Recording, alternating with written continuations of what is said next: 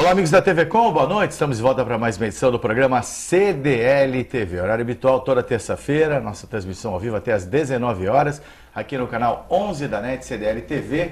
É uma realização da CDL Santos Praia através do seu departamento de comunicação, não é? Por falar em comunicação, vocês sabem muito bem que o programa é aberto à participação dos nossos telespectadores. Queremos fomentar as participações em nossa edição de hoje pelo WhatsApp, SMS 7805-3326.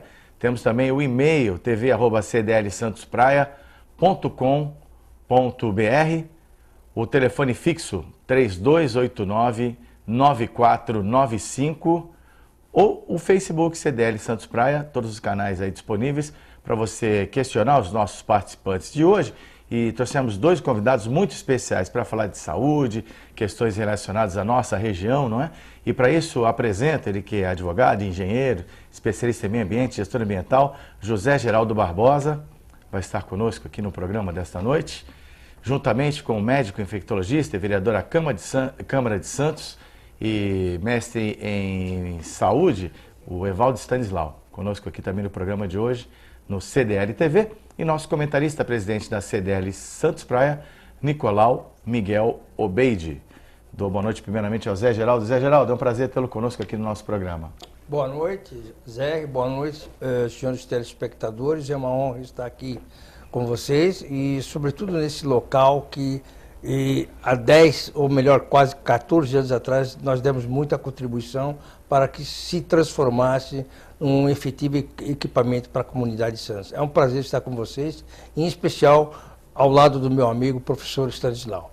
Então, convivemos, quem nos acompanha também lá na Rádio 102, né? E com o Jornal Litoral, comando do nosso grande amigo Paulo Chip, também conhece esses grandes integrantes do nosso time de comentaristas que nós fizemos questão de trazer para o nosso programa. E cumprimento nesse momento o vereador da Câmara de Santos e médico infectologista dos mais competentes, o Evaldo Stanislau. Boa noite, Evaldo. Boa noite, Zé e Nicolau. Boa noite, Zé Geraldo e a todos os telespectadores. É um prazer, uma honra. Vamos aproveitar esse programa para discutir temas bastante interessantes. Ok, obrigado. E o Nicolau conosco também. Boa noite, Nicolau. Boa noite, Zé. Boa noite, José Geraldo. Boa noite, nobre vereador. Prazer em tê-los aqui no nosso programa da CDL. É uma honra para a CDL recebê-los aqui nesse nosso veículo de comunicação para nós podermos aí discutir assuntos relevantes da nossa cidade. Hoje um foco especial para a saúde também, não é?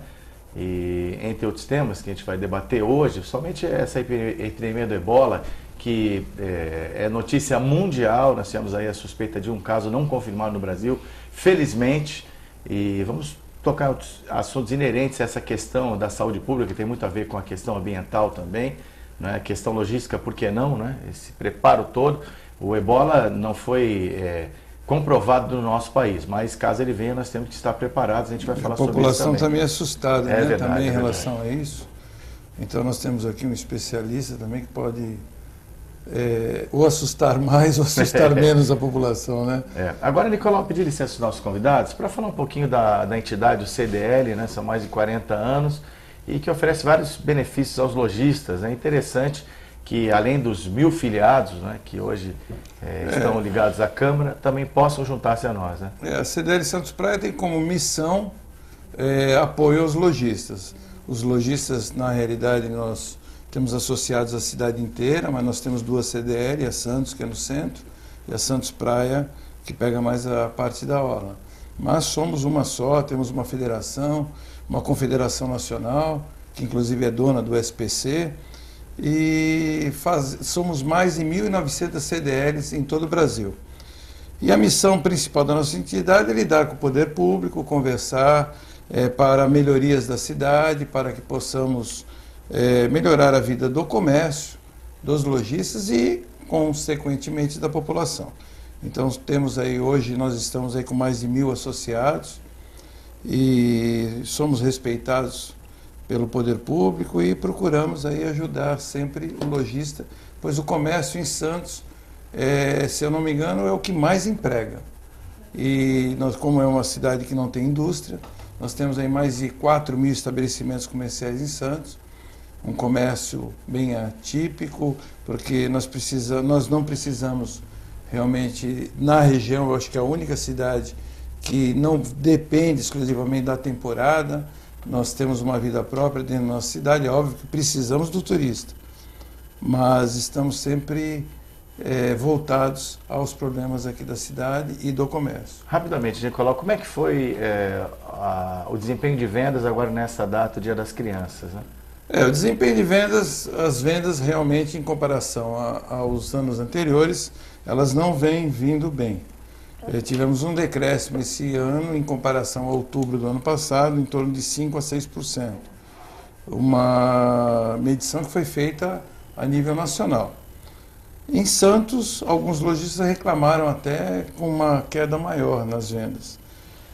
Passamos por um momento não muito bom, nós estamos aí no mesmo nível de vendas de 2008 e 2009. Não é um momento muito bom, mas o comerciante, ele por si só, por natureza, ele é otimista e esperamos aí que o nosso comércio melhore e com a ajuda aí dos nossos vereadores e prefeitos, que a cidade possa melhorar bastante. Ok, nós estamos aqui nesse intuito de melhorar a cidade de várias maneiras, a gente conhece os nossos convidados de hoje. Zé Geraldo, você que é uma pessoa que realmente é um cidadão atuante, né? E o que você vê como os principais problemas da nossa cidade? Bom, em primeiro lugar, eu não sou um cidadão atuante, eu sou um cidadão, né? Na realidade, como partícipe dessa urbe e como integrante do povo, longe do poder, eu dou os meus pitacos baseado na experiência de vida que eu tenho. Assim, estou prestes a completar 70 anos. Em fevereiro agora completarei 70 anos. Mas o que eu posso dizer é que Santos é uma cidade gostosa de se viver, tem muitos equipamentos, mas eu diria que era muito mais gostosa na época em que eu era jovem adulto, em que eu era criança, em que eu era um adolescente. Por quê? Porque tinha um sistema de transporte coletivo de massa espetacular.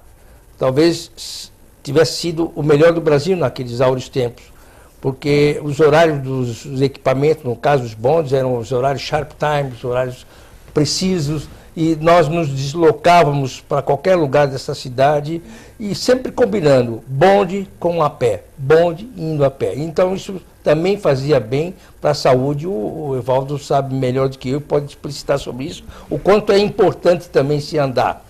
Mas eu entendo que a nossa cidade, na questão de mobilidade urbana, deixou muito a desejar, caiu muito. E também no que tange ao atendimento médico.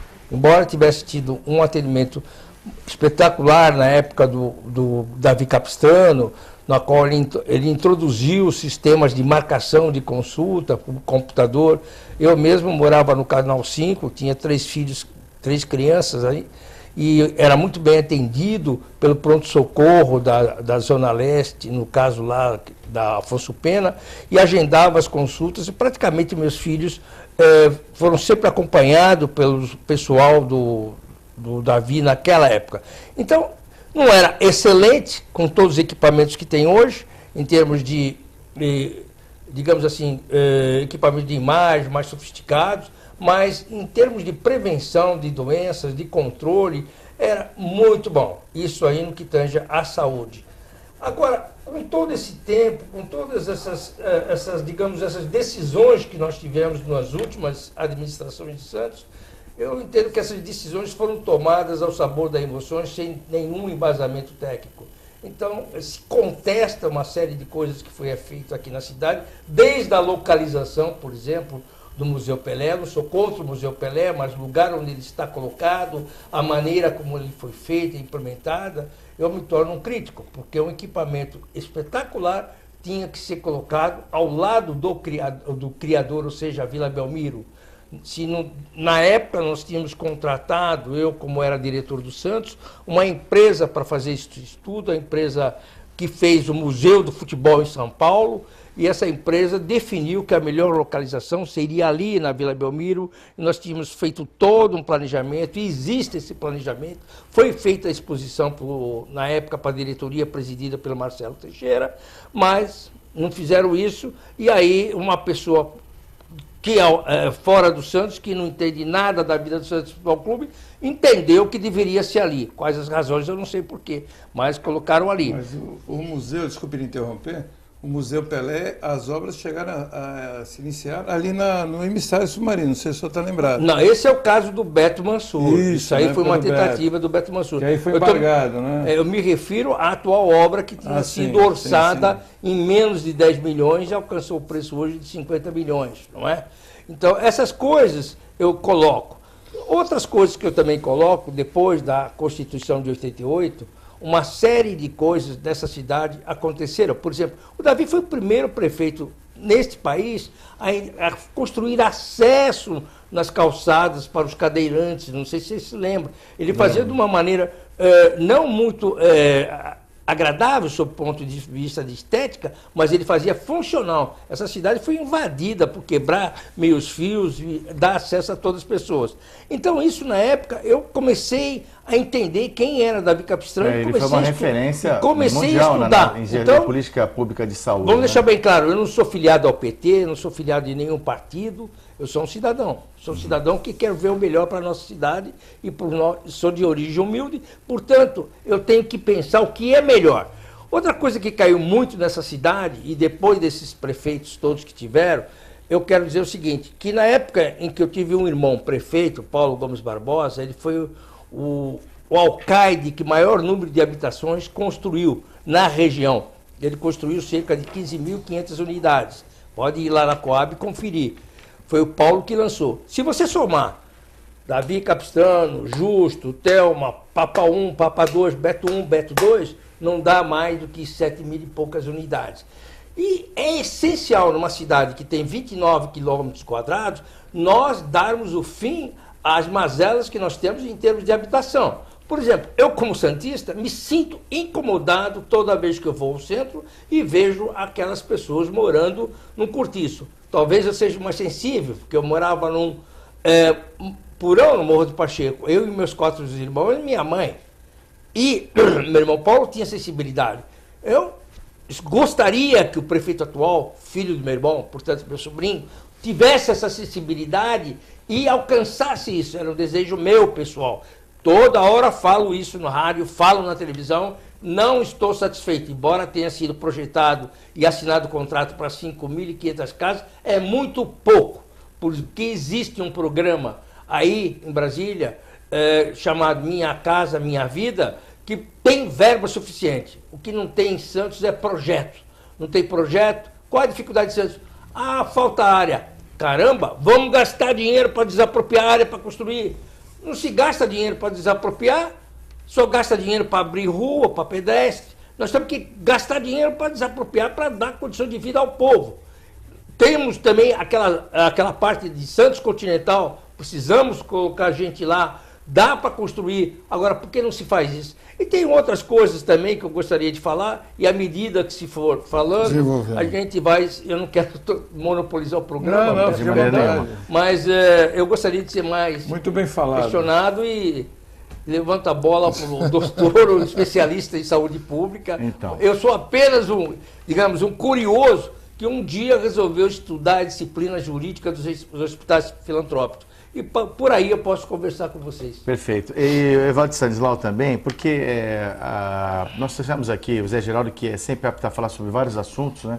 Pessoa muito culta, muito estudada, muito envolvida com as questões humanas, né? Humanista por excelência, né? E trouxemos o Evaldo Stanislau até para explorar, no melhor sentido, como médico infectologista, porque as doenças infectocontagiosas estão em larga escala no mundo e no Brasil não é diferente, apesar de Santos ter uma condição melhor que várias locações do nosso país, mas também a saúde daqui encontra problemas, né? Eu acho que essa é uma cidade que precisa, sobretudo, de planejamento e precisa ser pensada, porque, como já foi dito aqui, é um espaço geográfico muito restrito, 1 metro quadrado extremamente caro e disputado. Então a gente tem uma série de conflitos. Então tem o conflito da mobilidade, a gente tem o conflito da moradia, a gente tem um conflito das atividades que são realizadas na cidade, a gente tem um conflito das intervenções urbanas que são realizadas na cidade. Hoje, na Avenida da Praia, eu fico imaginando os comerciantes ou em qualquer outra via da nossa cidade, eu não vou nem dizer via expressa, porque não existe uma via expressa real aqui, talvez a única grande obra viária que foi feita aqui foi a Avenida Perimetral nos últimos anos, que não é para ser utilizada por carros, não é para ser utilizada por moradores, e virou uma grande via expressa, talvez a única, e deveria servir só ao porto. Mas enfim, qualquer intervenção hoje para a nossa cidade. Então, quando se falava o que pode melhorar, o que não pode melhorar, eu acho que o Zé Geraldo foi preciso. Ele falou da questão da mobilidade, né? Ontem, na Câmara de Santos, nós tivemos lá os comerciantes, inclusive, que tem comércio ali na Washington Luiz, que foram protestar contra essa medida de, o Denari que está liderando, né? De interromper, não permitir o estacionamento de automóveis na Washington Luiz. E eu faço uma analogia que eu já fiz outro dia na rádio, quer dizer, é como se a gente estivesse numa via arterial, né? E está obstruída, porque não tem mais para onde crescer, o leito carroçável é pequeno, a gente não tem como expandir, como fazer uma grande intervenção. Então, enquanto não se tem um transporte público de qualidade que permita que a pessoa deixe o carro em casa ou utilize uma via alternativa como bicicleta, lembrar que, embora a gente tenha muita ciclovia aqui, para o cidadão que tem um trabalho de um pouco mais de dedicação física, corpórea, ele usar a ciclovia para chegar e voltar do seu trabalho é uma coisa. Agora imagina o Zé, um comerciante, um médico, um advogado, pegando a sua bicicleta nesse clima, não, aqui na Europa. Então, embora a ciclovia seja importante, ela tem essa limitação, né? Então, enquanto a gente não tiver transporte público ou as bicicletas que não dá para se usar plenamente, a gente vai ter que usar o transporte individual e os carros, né? E aí é um conflito que surge. Se desagrada alguns comerciantes daquela região, eu fico pensando no comerciante que está no centro da cidade. A Washington Luiz é uma via importante de ligação entre a praia e o centro. E é necessária essa intervenção. Eu discordo em muitos aspectos da prefeitura, eu sou um vereador de oposição, as pessoas sabem disso, mas nesse aspecto eu acho que tem que ser elogiado. A CET tem procurado fazer intervenções de emergência, uma vez que não é possível fazer uma grande obra viária ou grandes obras viárias de imediato, e essas intervenções de emergência têm operações de tráfego, que vão desde a interrupção de estacionamento em determinados horários até outras, inversão de faixa, colocar os agentes orientando o trânsito em operação de pico, como é agora na entrada da cidade, e isso tem que ser feito, mas traz o conflito. Então, eu acho que o primeiro grande desafio de Santos é o planejamento, é evitar os conflitos ou mediar os conflitos, porque a gente tem que ter claro que num espaço geográfico confinado e restrito, se a gente faz o bem de um lado e melhora a fluidez para grande parte, a gente prejudica uma grande parte. Então, essa mobilidade é um aspecto realmente relevante. O outro... Só lhe interrompendo, desculpe, por exemplo, no caso da Washington Luiz, teria uma solução, no caso, se eu conseguisse um destombamento dos canais, que tem muita gente que é contra, e fizessem estacionamento a 45 graus. Não é uma opção essa? O senhor que é vereador, eu acho de repente eu acho que a Câmara também acho que foi o que eu disse, ali tem que se buscar alternativas. Então, a primeira delas, se a gente prejudica, de certa forma, o comerciante, a gente tem que dar um benefício de outro lado. Então, diminuir os impostos, dar um outro tipo de incentivo. Fomentar que talvez em cada quarteirão se identifique ali imóveis que sejam passíveis de serem comprados, derrubados para virarem estacionamentos rotativos. Fomentar a atividade do valet, quer dizer, a pessoa para com o seu automóvel, uma pessoa manobra e leva para um estacionamento seguro, enfim. Tem que se pensar. Agora, eu até disse, eu não posso acreditar que um restaurante, por exemplo, porque 2 ou 3 carros não podem parar em frente, ele vai ter seu movimento prejudicado, porque evidentemente que o número de pessoas que utilizam o estabelecimento comercial é muito maior. Eu preferia pensar que se você fizer um sistema de embarque e desembarque rápido, se você fizer um valet, se você buscar soluções no entorno ali para estacionamentos rotativos, o ganho seria muito maior. E se a gente perde, como eu dizia, de um lado ali, diretamente talvez no início, na fase de adaptação, esses comerciantes, a gente faz um bem para a mobilidade da cidade como um todo, e certamente os comerciantes da cidade vão ficar felizes, outros comerciantes daquela região vão ficar felizes porque o seu cliente vai conseguir chegar. Mas é um exemplo que eu peguei... Pedir licença para você, estamos em cima do horário do nosso Sim. primeiro break, o CDL TV volta já já.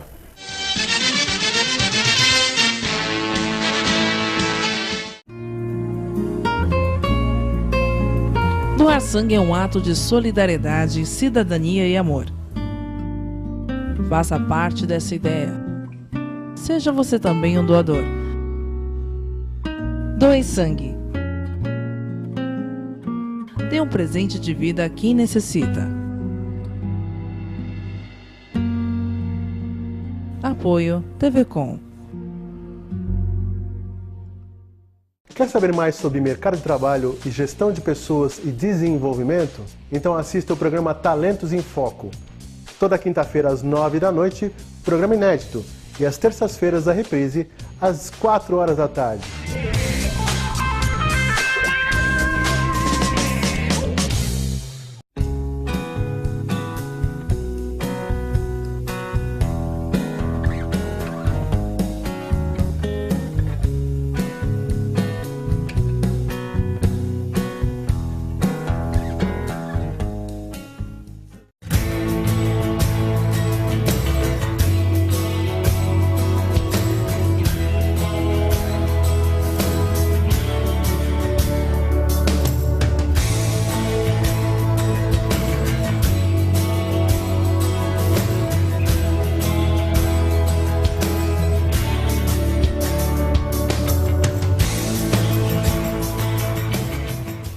Eu quero convidar você a assistir o programa de Bem com a Vida, uma revista eletrônica que fala sobre saúde, moda, comportamento, entretenimento e muito mais. Todas as terças-feiras às 5 da tarde, com reprise às sextas-feiras às 4 da tarde, aqui na TVCom, canal 11 NET. Você já sabe, é o meu convidado especial, eu e você, de Bem com a Vida.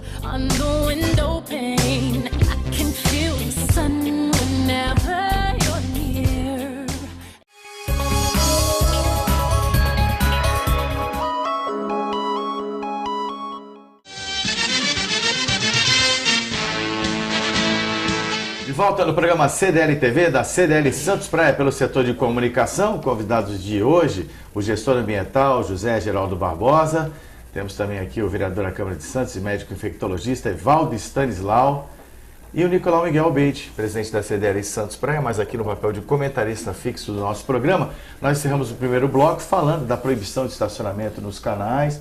E tanto o Evaldo Stanislau e o Zé Geraldo se mostraram favoráveis a essa medida. Vamos concluir então só para esse assunto. Só para concluir, Zé. Então eu estava dando um exemplo, vocês perguntavam o que a cidade tinha, eu dei um exemplo dos conflitos de uma ilha.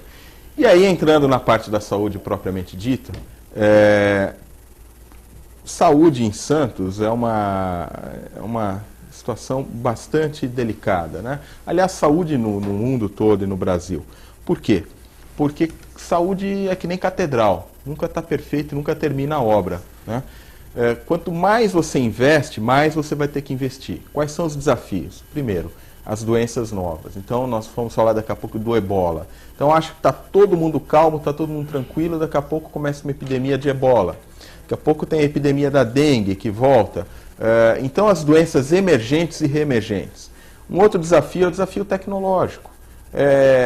Quando o Zé Geraldo era criança, quando eu era criança, a gente passava aquela pomada Iodex para as batidas, tomava um Melhoral infantil, uma Novalgina e resolvia 99% das doenças. Hoje, se o sujeito não for no médico e não fizer 15 exames de alta complexidade e tomar os remédios mais complexos, ele nunca vai se sentir bem tratado. Então, eu estou evidentemente exagerando e fazendo uma brincadeira, mas para mostrar que o desenvolvimento tecnológico leva à necessidade de mais investimento, então a gente tem que investir em exames, a gente tem que investir em medicamentos. Terceira questão, então, são as doenças emergentes e reemergentes, o desenvolvimento tecnológico médico e uma questão muito importante para a nossa cidade de Santos, que é o envelhecimento. Em torno de 30% ou mais da nossa população é de pessoas já da terceira idade, ou seja, as doenças degenerativas, então doenças metabólicas como diabetes, a dislipidemia, as doenças cerebrovasculares, então o derrame, as sequelas do derrame, o infarto, pressão alta e a doença oncológica, o câncer, que é mais prevalente nas pessoas mais idosas e, por fim, os traumas. Então, numa cidade que tem calçadas irregulares, que as pessoas já têm deficiência de audição, deficiência de visão, para cair, sofrer um acidente na rua, é muito mais fácil. Então, nós acabamos tendo os nossos velhinhos que sofrem quedas, ou mesmo em casa sofrem quedas, Então, vejam que a saúde de Santos ela é continuadamente desafiada. E, por fim, o nosso porto. Ou seja, Santos cresceu em função do nosso porto. E aí o porto, a gente tem uma história, quer dizer, o Ilha das Palmas, que hoje é um clube, antigamente era um local de quarentena. Nós temos um grande hospital, que é o Hospital Guilherme Álvaro, que tem uma história de ser um hospital de quarentena. Nós temos os canais, que foram medidas já pensadas como medidas de saneamento e para evitar as doenças veiculadas por água e vetores. Então, Santos tem um sistema de saúde que é complexo, continuadamente desafiado, tem um porto enorme e tem um subfinanciamento crônico. A despeito do que foi dito aqui, o Davi Capistrano é uma pessoa histórica, fez em Santos, implementou em Santos coisas inéditas e que hoje viraram padrão para o Brasil. Então, por exemplo, o programa de internação domiciliar, quando o médico e a equipe vai na casa das pessoas. Isso foi inventado pelo Davi, foi implementado pelo Davi e hoje existe no Brasil inteiro e na clínica privada ganhou até um nome sofisticado, Home Care. O programa de saúde da família, as policlínicas, quer dizer, então... E uma evolução também muito grande, até inovadora no tratamento de doentes de AIDS naquela época. Política de saúde mental, política de saúde mental, enfim. Que tinha até essa pecha da capital da AIDS e tal. O que eu quero mostrar, Zé, é que assim, aquilo que o Davi implementou virou a espinha dorsal da saúde de Santos, mas ao longo das administrações que se passaram, não houve investimento. Então, não fosse aquele trabalho do Davi lá atrás, construindo uma espinha dorsal, hoje o que é ruim está caótico, porque lamentavelmente o investimento não foi feito e o que a gente tem visto aqui, eu outro dia fiz essa menção na Câmara e cumprimento inclusive o prefeito por essa inteligência, por essa visão, é de estabelecer parceria com o Ministério da Saúde. Então a gente vê hoje o Requalifica UBS reformando as unidades básicas de saúde. A gente vê a rede de urgência e emergência contratando leitos nos hospitais e abrindo mais leitos de UTI, leitos de urgência e emergência, criando 3 UPAs. A gente vê os programas de apoio ao diagnóstico sendo implementados, a rede Cegonha chegando para reduzir a nossa vergonhosa mortalidade materno-infantil, enfim. Então, depois de um hiato, o Hospital dos Estivadores, que com toda a crítica, com todo atraso, vem recebendo aporte do governo do Estado, do governo federal.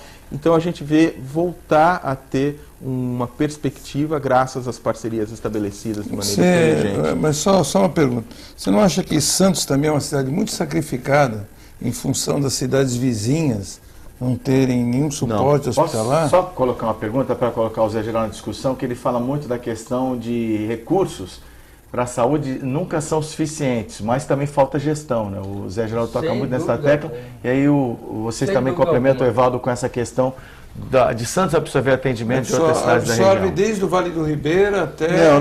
Não é verdade, Nicolau. Não é tão. Eu entendo o seguinte, que, por exemplo, a Santa Casa da Misericórdia de Santos foi uma entidade que sempre foi bem aquinhoada por todos nós santistas e todos os deputados do PT, PSDB, de todos os partidos sempre deram o melhor para a Santa Casa. Essa é uma verdade inconteste. Que a Santa Casa é um hospital que atende toda a região, também é uma verdade inconteste. Mas a Santa Casa é o primeiro hospital deste país, fundado em 1543. A Santa Casa e a Beneficência, ambas instituições filantrópicas, têm um passado, têm uma história. E eu nunca vi essas duas instituições, sob o ponto de vista tecnológico, no que tange a cuidados, tão mal como estão hoje. Por exemplo, estão começando a Beneficência agora, com o atual prefeito, está começando a ofertar mais leitos SUS, com a parceria com o atual ministro da Saúde, que conhece a realidade da região, está investindo, está facilitando. A mesma coisa na Santa Casa. Se tivesse mais projetos, eu diria para vocês que o Quioro, eu não sou amigo pessoal do Quioro, não tenho amizade nenhuma com ele, mas eu conheço muito bem o pai dele, que é conselheiro efetivo do Santos ao meu lado, o Ademar, e estou à espera de projetos para que seja o melhor para Santos. Mas, evidentemente, nós temos que dar resposta. Qual a resposta? Gestão, Nicolau. Tem que ter gestão, saber colocar pessoas que estejam comprometidas com o povo mesmo, que sofra quando um cidadão vai lá e não é atendido, fica 3, 4 horas lá, Caramba, e não é atendido. É um absurdo isso. É um absurdo. Porque, e outra coisa, porque qualquer cidadão, quando doente, e a gente tem que se colocar no lugar da pessoa, fica naquela expectativa de esperar o médico ser atendido. Essa que quer ser atendido. Então você vai, mesmo com plano de saúde, numa Santa Casa, você demora, velho. Você demora muito. E marcar uma pra ser consulta atendido. hoje está impossível. Para vocês, eu vou dar um exemplo clássico para mim. Uma vez eu fui num atendimento cardiológico na Santa Casa, no Santa Isabel. Entre chegar, fazer toda a papelada, receber o primeiro atendimento, coletar sangue para dosar a enzima, depois me mandaram fazer raio-x e viu o resultado, demorei 5 horas, cara. 5 horas. Em momento algum eu usei quem indica, usei, digamos, a força de um vereador para me ajudar, né? usei a força do prefeito para me ajudar. O senhor usou o seu direito. Claro, como meu cidadão. direito, como cidadão. Isso é o fim da picada. Em contrapartida, eu vou numa emergência do INCOR em São Paulo, no SUS do INCOR em São Paulo, e fui muito bem atendido. Em 45 minutos eu já estava entubado tal, e 1 hora eu já estava na UTI. Quer dizer, é uma diferença muito grande, gente. Aqui se preocupa mais com a burocracia de quem é, não sei o quê. O INCOR não, os caras examinam, vem 2, 3 médicos, tal, te coloca numa maca, te dá uma injeção na barriga. Até agora eu não entendi porque levei essa injeção, depois você me explica. E depois veio a médica e falou, o senhor, vou acompanhar o senhor para a UTI. Isso foi o que aconteceu comigo. Bom, Zé Geraldo, desculpa te interromper, eu vou ter que fazer um pequeno recorte aqui no programa, porque as participações estão chegando, né? E pelo nosso tempo, vamos combinar a gente privilegiar. Vamos lá. Não fica nenhuma crítica. Nós queremos aqui, vocês são comentaristas que vão estar sempre presentes aqui no nosso programa, são comentaristas qualificados nas suas áreas. Eu só queria, antes de responder, só para responder, conclua, essa questão de que Santos é punida ou sobrecarregada, ela é uma meia-verdade. Na verdade, Santos é uma cidade polo, é a maior cidade da região, tem uma complexidade instalada na assistência que traz mesmo as pessoas a procurarem o nosso serviço, mas ela recebe por isso. Então, não é nenhuma caridade, ela recebe dinheiro a mais do SUS, todos os procedimentos são repassados, não é?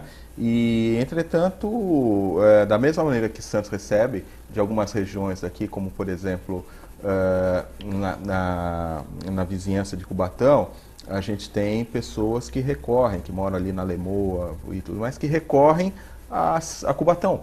Porque é mais fácil ir para Cubatão do que vir para cá. São Manuel, em vez de vir para a região central, vão para Cubatão.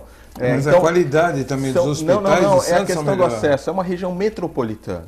Então, uma região metropolitana, isso é esperado que ocorra e Santos recebe. Agora, São Paulo deve ocorrer também. Agora, o que vai acontecer? São Vicente está na iminência hoje, eu fico com alegria, vi que o próprio governador já assinou, o ministro Arthur Quioro já assinou de fazer um hospital de 400 leitos, que ele vai ter, o São Vicente vai dar o terreno, nós teremos 50% do custo da obra, 50% da mão de obra e 50% dos equipamentos custeados pelo Ministério da Saúde, e a outra metade, a ideia é que o Estado faça e o governador Alckmin começa a acenar favoravelmente a isso. Então imagine o ganho para a nossa região, um hospital público de 400 leitos em São Vicente, o ganho para São Vicente. Aí a gente começa a organizar, né? Porque Praia Grande tem o Irmã Dulce, Guarujá tem o Santo Amaro, Santos tem a sua rede, São Vicente. Então você começa a organizar, e o mais importante que eu já falei na rádio, eu quero insistir aqui, Nicolau, atenção básica. A UBS, a Policlínica, com mais médicos, e hoje a gente tem atenção básica pela primeira vez no Brasil organizada,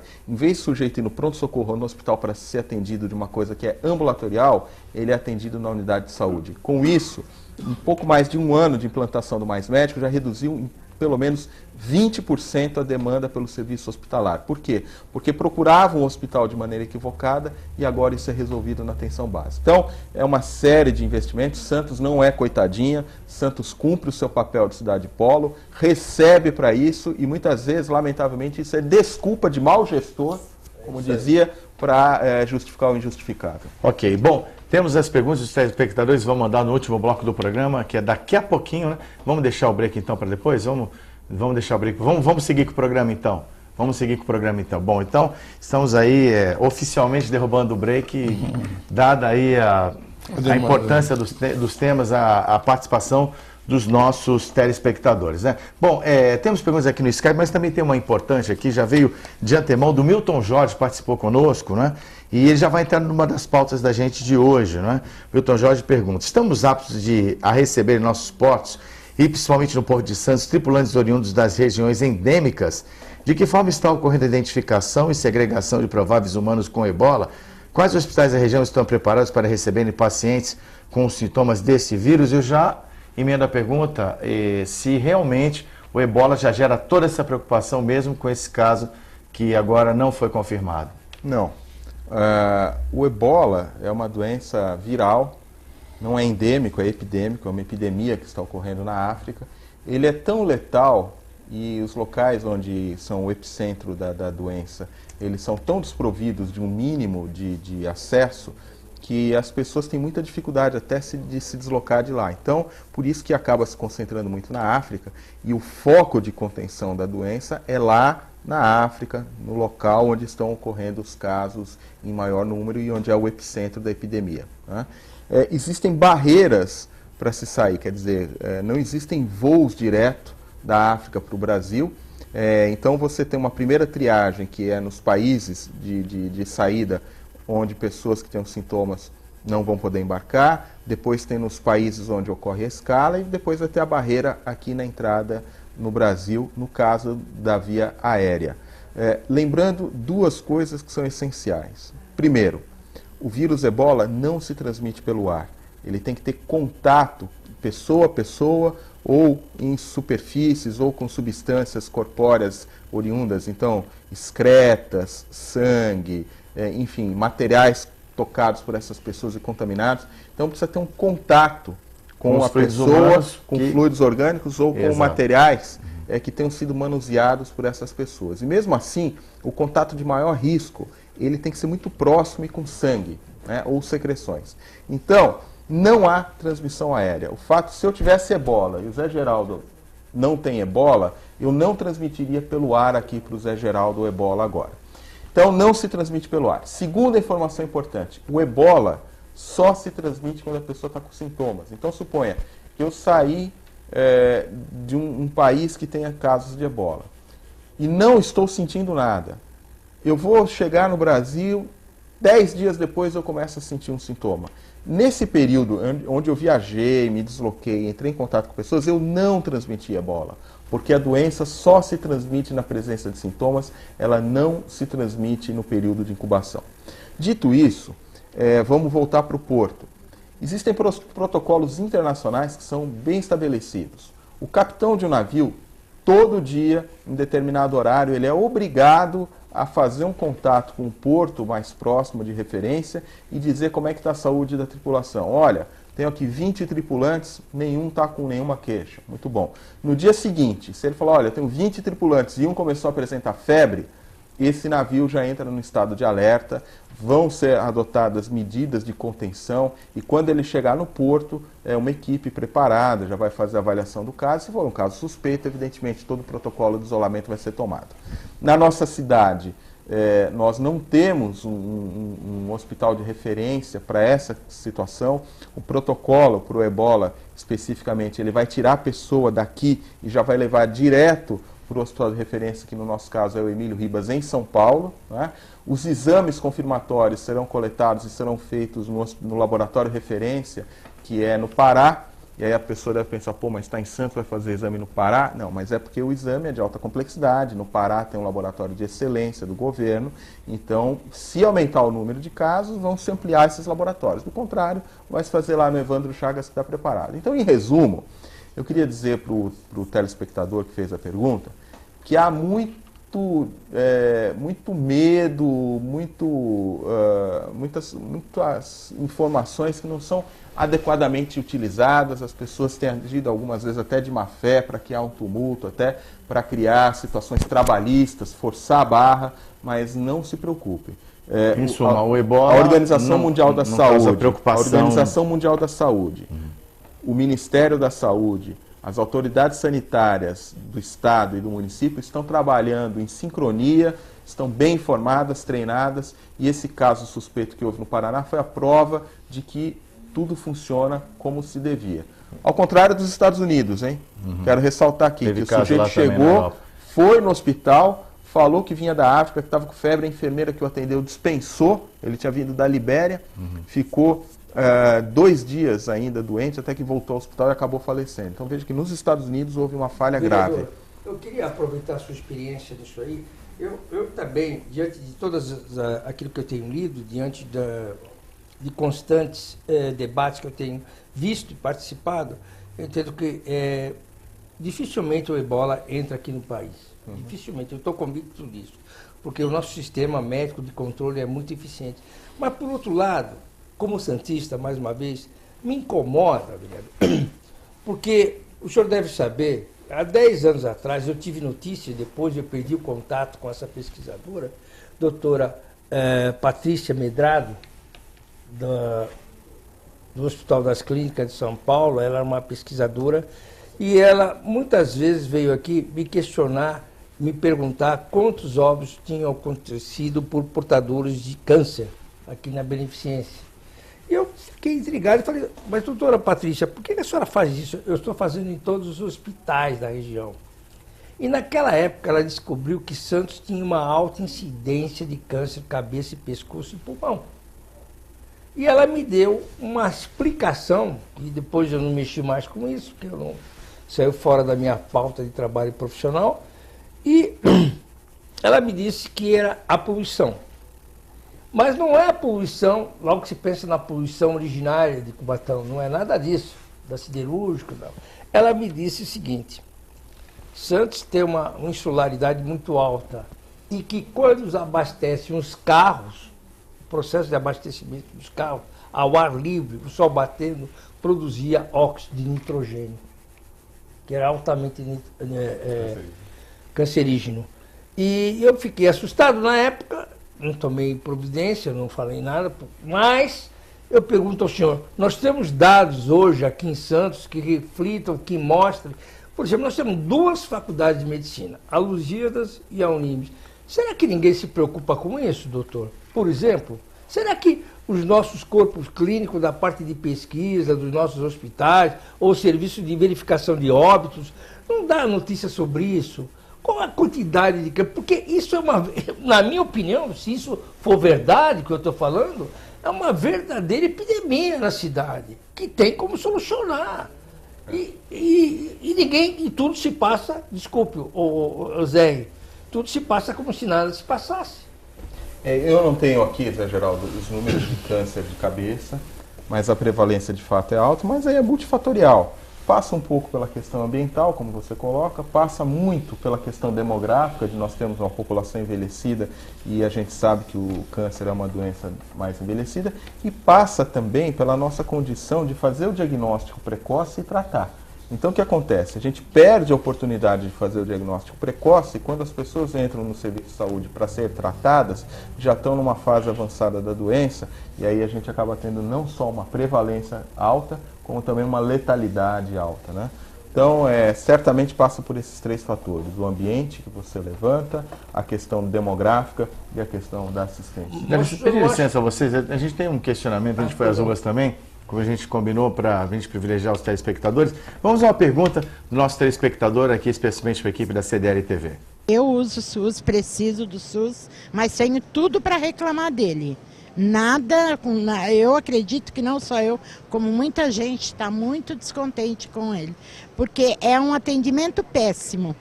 O médico, você entra na sala, é 1 segundo. Ele não te olha na cara, ele não sabe nem a cor do seu cabelo. Não é para ele ficar te olhando, analisando que você é bonito, não é isso, mas uma atenção pelo menos, né? Aí é um rabisco, você sai e acabou. Ali é 1 segundo, meio segundo de atendimento, não passa disso. Então a situação aqui está péssima, péssima. O atendimento é péssimo, os médicos não têm a mínima educação, não tratam a gente como deveria tratar, porque você já chega lá doente, precisando de cuidado. Chega lá é maltratado porque não olhar na sua cara, não te dá a mínima atenção, há um maltrato para mim, significa maltrato.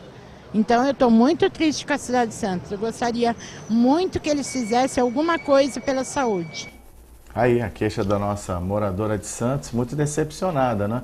É. E que parte da população pergunta e também questiona uma certa desumanização da medicina. Claro que não é a maioria dos profissionais que exerce, mas que é fato também. Não, né? ela está correta no seu diagnóstico. Agora, o que a gente tem que ver é como melhorar, e as pessoas precisam entender um pouco também para quem reclamar. Ela falou do SUS, ela falou mal do SUS. A gente tem que falar, defender o SUS, a gente tem que fortalecer o SUS. O Brasil é um dos poucos países no mundo que dá medicamento gratuito, assistência gratuita e assistência integral gratuita. Quem usa o SUS, eventualmente, pode até reclamar, mas quem precisa do SUS mesmo para tratar de câncer, para tratar de HIV, para tratar de hepatite, para tratar de doenças de alta complexidade, sabe o quanto o SUS é resolutivo e o que ele faz, o que os convênios deixam de fazer. Ele não é central. O SUS, ele é descentralizado. Então, o Ministério da Saúde pouco pode fazer em relação à assistência. Então, o Ministério da Saúde, ele gera a política e repassa o recurso para o Estado. O Estado gera a política e repassa o recurso para o município. E quem faz a gestão do município, da saúde no município é o prefeito, é o secretário municipal de saúde. Então, o que essa senhora fala?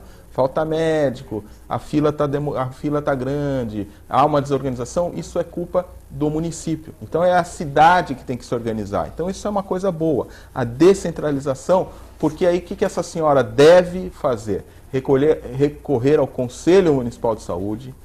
A cada unidade de saúde deveria ter o seu conselho gestor e fazer o autocontrole e a autogestão do SUS. E a partir daí, então, a gente vai fortalecendo o SUS, vai melhorando o SUS. E quanto à questão da humanização que o Zé falou e essa senhora também reclamou, ela é muito importante e de fato ocorre. Mas medidas de humanização, como trazer estagiários, profissionais de outra área para virem ajudar, o voluntariado, isso mitiga um pouco esse problema.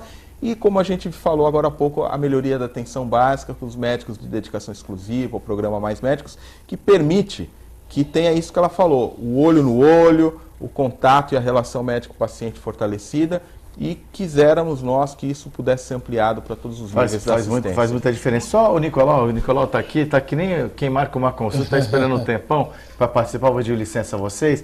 Nicolau, mais um questionamento que a gente está quase no encerramento do programa. Uma pergunta do hospital dos estivadores, já reformado diversas vezes, para inúmeras funções. Nunca foi inaugurado. Será que dessa vez a Prefeitura ou o Governo do Estado consegue inaugurar e dar um hospital digno à população, ou levarão o dinheiro mais uma vez? Está dizendo Graceloren do Gonzaga. Quem é aqui?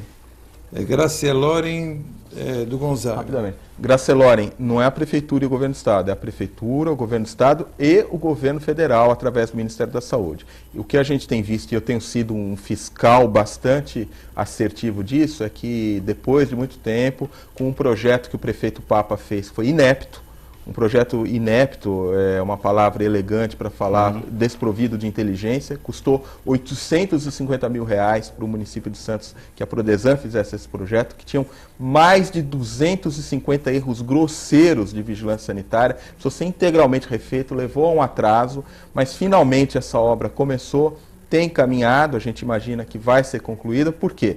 Porque teve aporte de dinheiro do Ministério da Saúde, do governo estadual e tem tido uma fiscalização ostensiva. Então, acho que dessa vez agora vai, e como eu disse, faz parte e é mérito do prefeito que soube capitalizar e capitanear essa sinergia de forças para o projeto. Pois não, Zé Esse Geraldo. hospital é essencial para a cidade e o prefeito está empenhadíssimo nisso.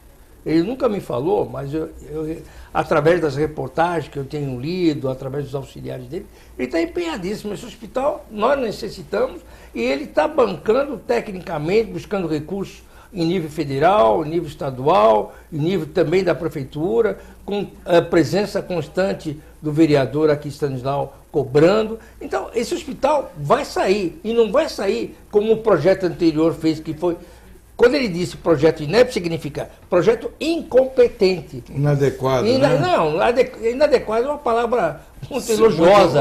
É um projeto que é inconcebível que um gestor elabore um projeto, tenha o tal projeto de conceitual. Quer dizer, não existe isso. engenharia. Engenharia existe projeto básico, projeto executivo. E o Sabe o custo que eu do quero projeto enfatizar? foi 850 mil? Sim, senhor, Eu 850 quero mil. enfatizar isso, Nicolau, porque a pessoa pode falar, isso é uma, entre aspas, um detalhismo, um exagero do vereador, exagerar, não é. Pagou-se em torno de 850 mil reais para a Prodesan fazer um projeto de hospital. Esse projeto de hospital, ele foi visto pela então secretária municipal de saúde, do prefeito Papa, que falou, ok, está de acordo. E aí foi feito o pagamento para a Prodesan. Então vejam, foi feito o projeto era inepto, o projeto foi aprovado por um suposto técnico competente e foi pago. Veja o prejuízo. Qual é o prejuízo maior?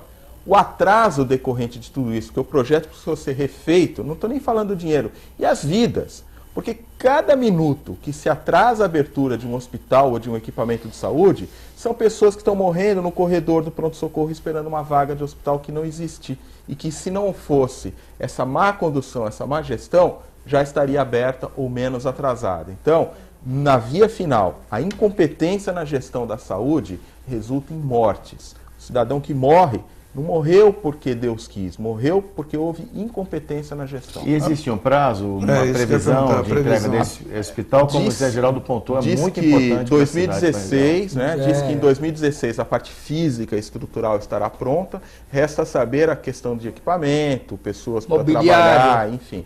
Mas aí já o compromisso do Ministério da Saúde de ajudar a municipalidade nesse sentido, a gente espera que tudo corra dentro do esperado. Agora, por outro lado, eu queria dizer que essa área da saúde está tendo uma atenção muito especial Zé Geraldo, pedir para você concluir que a gente está há 20 segundos. Está tendo uma atenção muito especial, porque, queira que não queira, o prefeito, de uma maneira muito sábia, soube articular com a União, com Brasília, com o Ministério da Saúde e também com os órgãos do Estado, um melhor projeto, a verba suficiente para tocar a obra, porque uma obra dessa, gente, tem que se pensar bastante. Toda e qualquer obra, quando se faz assim, a toque de caixa, sem ter projeto bem definido, projeto básico bem definido, projeto executivo bem detalhado, dá no que dá.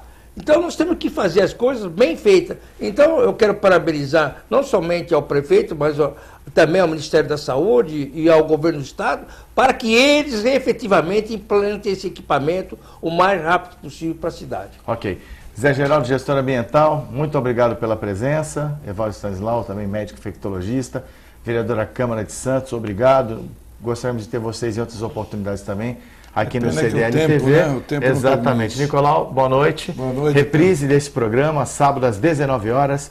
A produção da Larissa Moraes, aí muito competente. Obrigado à nossa equipe técnica da TV Com. CDL TV vai ficando por aqui. Sempre passa rápido, sinal que o programa foi muito interessante. Aliás, é o que comprova as participações dos nossos telespectadores. A todos uma boa noite e até semana que vem, ao vivo, aqui na TV Com, às 6 da tarde, com o programa CDL TV. Até lá.